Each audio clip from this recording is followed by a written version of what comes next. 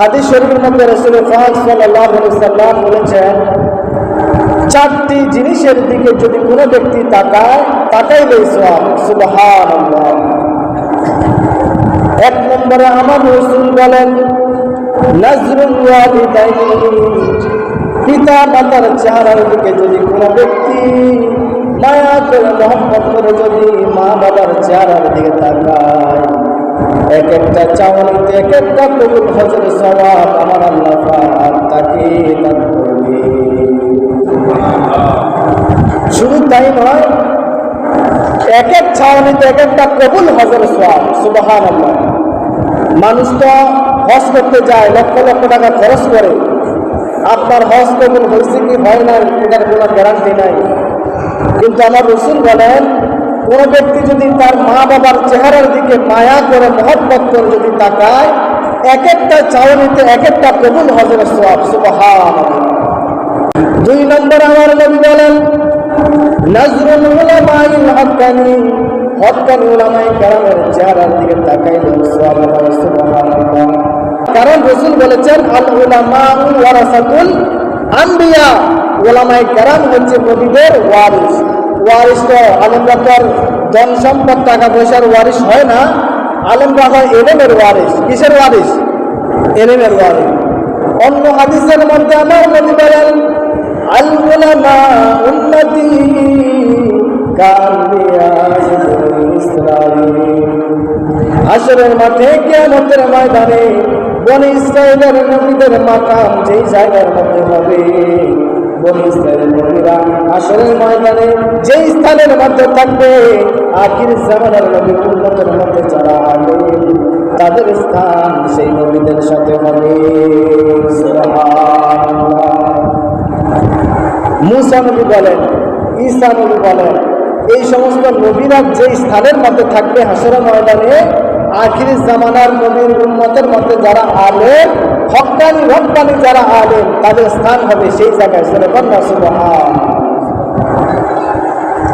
তিন নম্বর আমার রাসূল বলেন, আন-নাজরু ইলাল কাবাতিল মুশাররাফা, কোন ব্যক্তি যদি খানায় কাবার দিকে যদি তাকায় থাকে, তাকাইলে তার আমলনামা সওয়াব লেখা হয়। কিছু করা লাগবে না, শুধু তাকাবেন, তাকাইলে সওয়াব।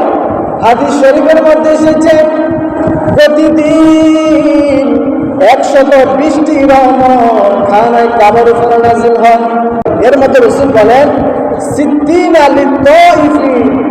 60টি রহমত হলো তাদের জন্য যারা খানায় কাবা তাওয়াফ করে। সুবহানাল্লাহ।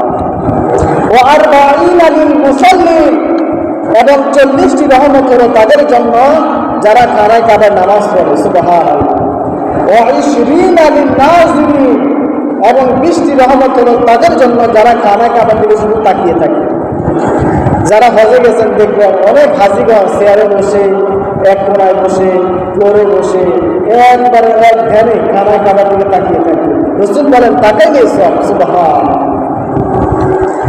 4 নম্বরে আমার রাসূল বলেন, আন-নাজরু ইলাল মুসাহাফ, যদি কোনো ব্যক্তি কুরআনুল কারীমের কালো কালো অক্ষরের দিকে যদি কোনো ব্যক্তি শুধু তাকাইলে সওয়াব। সুবহানাল্লাহ।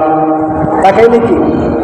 কোরআন শরীফ আপনি পড়তে পারেন না, পড়তে পারলে তো পড়েন, সমস্যা নাই, কিন্তু পড়তে পারেন না, তারপরে আপনি যদি কোরআন শরীফ খুলে একটু কোরআনের অক্ষরের দিকে তাকিয়ে থাকেন, আয়াতের মধ্যে হাত বুলান, কোরআন শরীফের দিকে তাকিয়ে থাকেন, তারপর কোরআনটাকে একটু হাতে নিয়ে চুমু দেন, একটু বুকের মধ্যে জড়িয়ে ধরেন, আল্লাহ রাসূল বলেন তার আমলনামার মধ্যে সওয়াব লেখা হয়। এই যে আমলগুলা আমাদের কোনো কষ্ট করতে হয় না, কি করতে হয় না, শুধু তাকাইলে সওয়াব।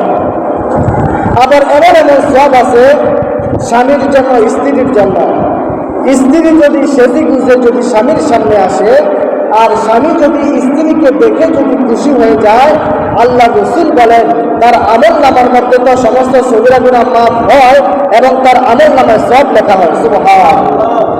আবার স্বামীর কথার কারণে, স্বামীর কথাবার্তায় চাল চলন, এসবের কারণে যদি স্ত্রী যদি স্বামীর উপর খুশি হয়, স্বামীরও সগীরা গুনাহ মাফ হবে এবং তার আমলনামায় সওয়াব লেখা হবে। সুবহানাল্লাহ।